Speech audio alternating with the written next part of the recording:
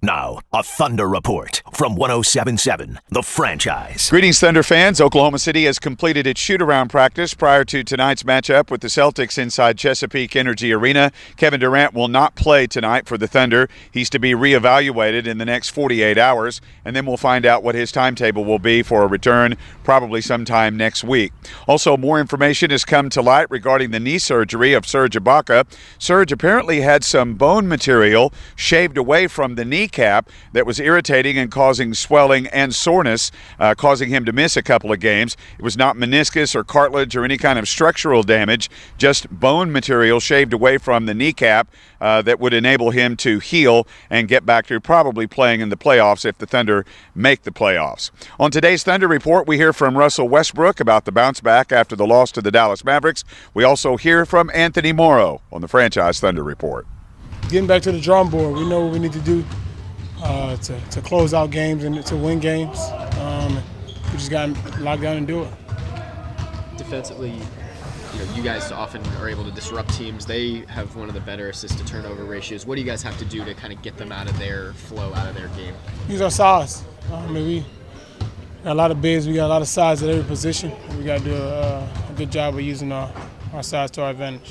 Also, you guys have been in playoffs and intense situations, but at the end of a season like this, when every game has that playoff atmosphere, what do you guys have to do to stay locked in every night? Just play our game. I don't think every game has a playoff atmosphere. You don't want to put too much pressure on guys coming out and playing every night. Just got to come out and play our game, and the record to take care of itself. You were the last Thunder rookie to have a double-double in the first half. What is it about Mitch that he seems to have no fear no matter what situation he's put in?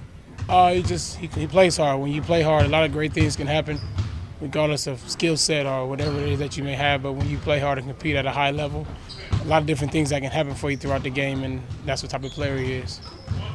The Celtics have a pretty defensive-minded backcourt. What is it like going up against Avery Bradley, and what have you seen from the young guy in Marcus Smart? Honestly, I haven't watched the Celtics none this year, but they've been playing well as of late, according to our coaches, and we just got to come out and compete. How frustrating has this season been for you?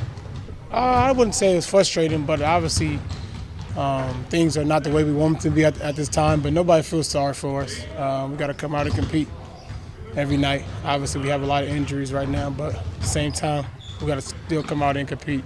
Obviously, it's not a good thing, but with Serge out, just the amount of guys that have stepped up the last couple of games, what kind of confidence does that give you guys? A lot. It's important that part of my job is to constantly instill confidence in guys and constantly keep their spirits and their confidence out throughout games and throughout the rest of this year. Always been good this season, kind of at bouncing back quickly. What's the key after an emotional game like that on Monday to bouncing back and just refocusing? Just knowing that, we did a lot of good things.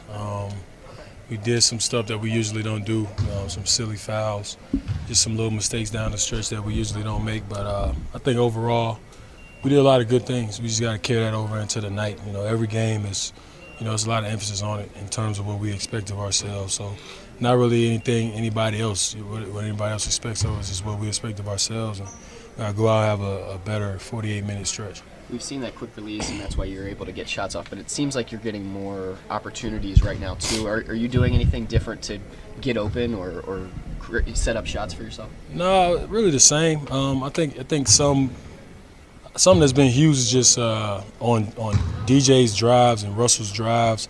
I've just been really tracking them more on the strong side, trying to get them outlets. Especially Russell with guys loading onto him. Sometimes it's 2 and 3 guys, and he's been making that play. Cross-court pass was a tough pass to make.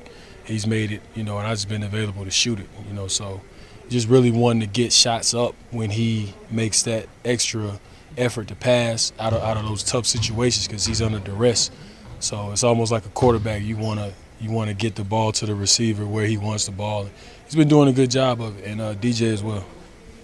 You had a big game against the Celtics the last time you played. What were you able to take advantage of? I was really just trying to get back and get my feet wet, but the training staff did a great job. My legs felt a lot better than I thought they would that early, but they got a lot of long guys on the perimeter that can really cover a lot of ground really quickly on their closeout. So that's going to be important tonight, and also just like I said, tracking Russell and DJ on their drives.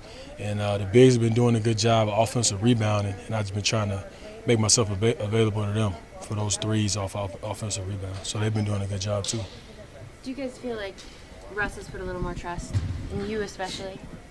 I mean, ever since I got here, I felt like he trusted us, trusted me specifically, and trusted the rest of the guys. But, it's one of those things where, he understands how well he's playing, and guys are really trying to key in on him, and he's really making the right play every time, So, I mean, since he's been getting those triple-doubles, he's been getting 13 to 14 assists, and you don't get those by, not looking for your teammates. So he's doing a good job of looking for everybody, our bigs, and, really just hitting guys when they're open, hitting them on time, on target. So I think with me specifically, it was just one of those things where we had to get used to playing with each other, So we got the chemistry down. We just got to keep building on it.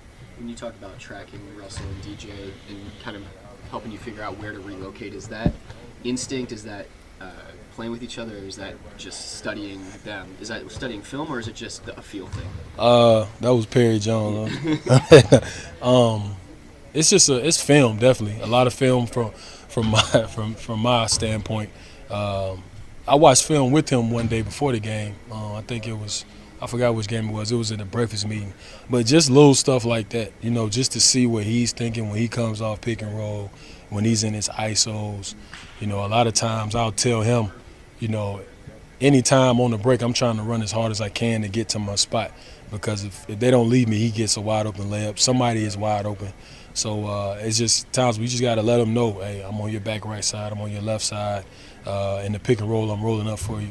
And every time, I'm looking for you. He'll make the pass, or he's going to make the right play every time. So he's been doing a good job of that. Anthony, out here in the sportscasting business, we're calling this a playoff race already because of the 8th place chase. Do you feel you're in a playoff grind? I haven't been to the playoffs yet, so every game is almost like that, and guys were, early in the season we had a lot of injuries. Obviously, everybody knows what was going through. And, I didn't know what to expect. So every game to me, I was, taking everything that I was doing wrong, taking it hard and taking it personal, But it's one of those things where you can't really look at it like that.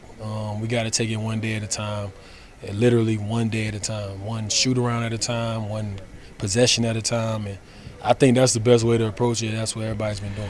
All right, that's Thunder shooting guard Anthony Morrow, who has been on fire of late in Oklahoma City games. We'll talk more about that and have more comments from Scott Brooks and others coming up on Countdown to Tip-Off. It airs at 6 o'clock tonight and is live at Flint Restaurant inside the Cole Court Hotel with Des Mason, John Rohde, and yours truly. Thanks for watching this edition of the Franchise Thunder Report. I'm David Garrett for 107.7 The Franchise.